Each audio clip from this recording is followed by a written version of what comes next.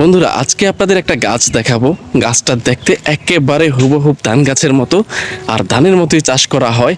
আর এই গাছটা কি গাছ হতে পারে ভেবে কমেন্টস বক্সে জানান। বন্ধুরা, এই হচ্ছে সেই গাছ যে গাছটি চাষ করা হয়। আর এই গাছগুলো গবাদি পশুর জন্যই চাষ করা হয়, গবাদি পশুকে খাওয়ানোর জন্য। আর তার পাশেই রয়েছে ধান ক্ষেত, আর এই পাশেই রয়েছে সেই গবাদি পশুর জন্য চাষ করা সবুজ গাছগুলো।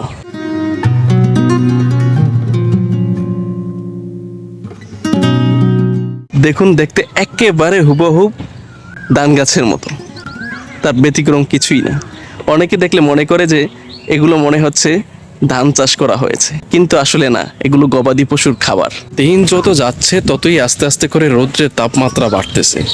এতদিন পর্যন্ত 29-30 ডিগ্রি ছিল, আজকে রৌদ্রের তাপমাত্রা 32 ডিগ্রি। এই 32 ডিগ্রি তাপমাত্রায় বেশ ভালোই গরম লাগতেছে, গরম একেবারে খারাপ লাগতেছে। তবে যা বুঝলাম, ক্রমে ক্রমে আস্তে আস্তে করে রৌদ্রের তাপমাত্রা আরো বাড়বে।